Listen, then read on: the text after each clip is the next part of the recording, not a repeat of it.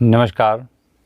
हमारे YouTube channel सौर yoga number 1 में आप सभी का बहुत बहुत स्वागत है। मेरे शरीर में आत्मा नाम की चीज़ नहीं है, ऐसा प्रश्न कई लोग करते हैं। इसके ऊपर कहीं कहीं तो विरोधाभास भी हो जाता है और कभी कभी गर्मा गर्मी भी हो जाती है, क्योंकि ये सवाल ही ऐसा है जिसके बारे में हमने कभी देखा नहीं हो, उसको कभी सुना ना हो, तो फिर उसके बारे में हम चर्चा करते कैसे हैं। और एक बात और सच है कि इस पृथ्वी पर, इस ब्रह्मांड में जितने भी हम नाम जानते हैं वो कभी ना कभी कहीं ना कहीं पैदा ज़रूर हुआ है, वो बना ज़रूर है। भले ही वो आज की स्थिति में मिट जाए, ये अलग बात है, परंतु उसका नाम ज़रूर है। जैसे आज इस शरीर का नाम है, ये शरीर जब तक रहेगा तो ये नाम अमल में रहेगा।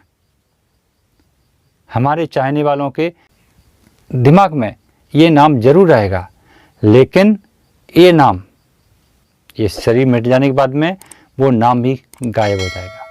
इसी प्रकार से जितने भी हम नाम सुनते हैं, जो भी शब्द सुनते हैं, वो सब शब्द पैदा ज़रूर हुए हैं। जब वो शरीर बना तो वो शब्द ही बना। ये सत्य है, इसे कोई मिट नहीं सकता है, चाहे वो कोई भी कहानी हो। जितनी भी कहानियाँ हैं हम सुनते हैं, वो सब उन नाम के यहाँ पर प्रमाण हुए हैं। ये सत्य है।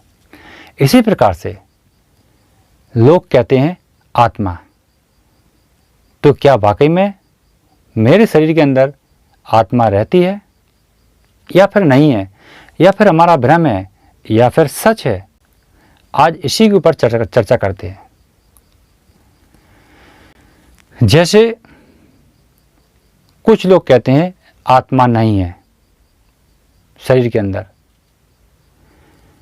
तो उनके लिए प्रश्न है कि ये आत्मा नाम पैदा कैसे हुआ है। जो भी व्यक्ति के मन में ऐसा लगता है कि आत्मा नहीं है, वो अपने स्वयं से पूछे कि उसका नाम जो भी हो, वो नाम पैदा कैसे हुआ है। अगर वो व्यक्ति पैदा नहीं हुआ होता, उस नाम का व्यक्ति पैदा नहीं हुआ होता, तो वो उसका नाम भी इस दुनिया में नहीं होता। यहाँ पर वो घटा सकता है। अगर वो व्यक्ति पैदा है तो उसका नाम भी है। अब नाम है तो उसका स्वरूप भी है। जब स्वरूप है तो पहचान भी है, और पहचान है तो उसका अस्तित्व भी है। सब कुछ है, ये एकदम सत्य है। अब जो लोग कहते हैं आत्मा है, तो मैं उनसे प्रश्न करता हूँ, यदि आत्मा है तो वो रूप क्या है, उसका आकार क्या है, विचारधारा क्या है, वो काम कैसे करती है, वो रहती कहाँ है, उसे दुख होता है या फिर नहीं होता है, इस शरीर को वो चलाती है या फिर नहीं चलाती है। ऐसे हजारों सवाल पैदा हैं उस व्यक्ति के लिए जो कहता है कि आत्मा है। जब दोनों के लिए, जो नहीं मानता है तो उसे अपने आप से पूछ लेना चाहिए, अगर जो मान रहा है तो उसे प्रूव करना चाहिए कि आत्मा है या नहीं है। इन दोनों सवालों को खुद से ही ढूंढना है। अगर किसी और से ढूंढने जाओगे तो बिल्कुल नहीं मिलने वाला इसका जवाब। देखिए, जो लोग कहते हैं आत्मा, उसके काम क्या हैं। जैसे लोग कहते हैं आत्मा के बारे में कि आत्मा सब जीवों के अंदर रहती है, लेकिन रूप कोई नहीं जानता है किस प्रकार से रहती है, और ये भी नहीं पता है कि किस अंग में रहती है, कौन से स्थान में रहती है, ये पता नहीं है, परंतु वो सबके अंदर रहती है। अब विषय ये आता है कि वाकई में आत्मा जैसी चीज़ है क्या। तो साथियों, मेरा अनुभव यही कहता है कि आत्मा जैसी चीज़ मानने में है।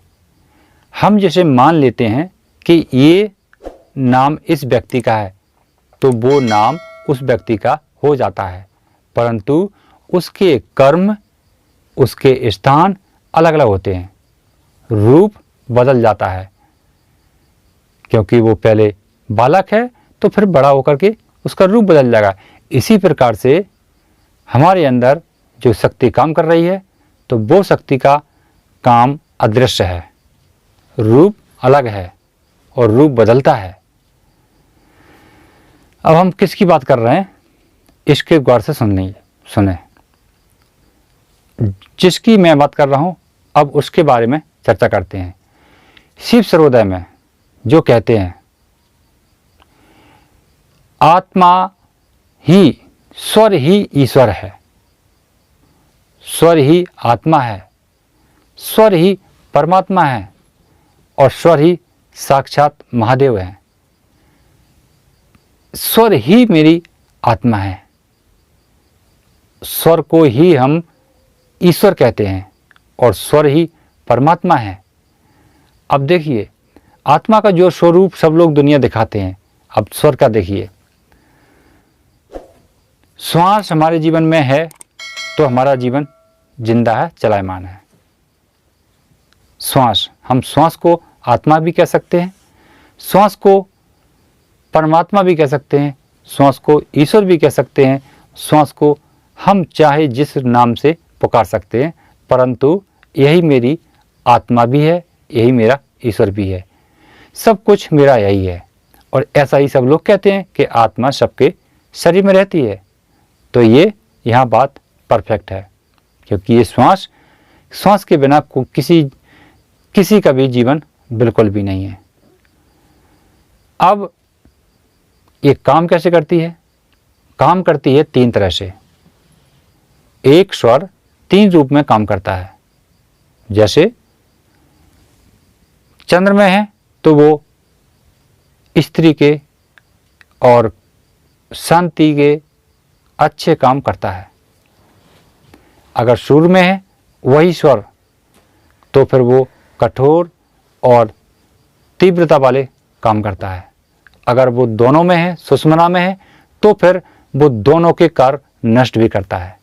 यही उसका काम है। और आत्मा का या ईश्वर का काम भी यही है कि जन्म देना, उसको चलाना और उसे नष्ट कर देना। यही प्रकृति का नियम है। तो साथियों, आत्मा जैसी चीज कहीं भी नहीं है। अगर हम उसका नाम कहेंगे कि ये आत्मा है, तो उसका प्रारूप कहीं नहीं है, उसका प्रूफ कहीं दे नहीं पाएंगे हम लोग। परंतु अगर आप अपने स्वर को, यानी जो हम सांस ले रहे हैं, इसे आप आत्मा कहते हैं, तो बिल्कुल साक्षात में है। और आप इसमें अगर अपने स्वर के अंदर आत्मा का दर्शन कर रहे हैं, तो आप निश्चित ही साक्षात परमात्मा के साथ हैं। यही है सब कुछ। स्वर ही ईश्वर है, स्वर ही परमात्मा है और स्वर ही मेरी आत्मा है। इसके बगैर हमारा तुम्हारा किसी का जीवन नहीं है।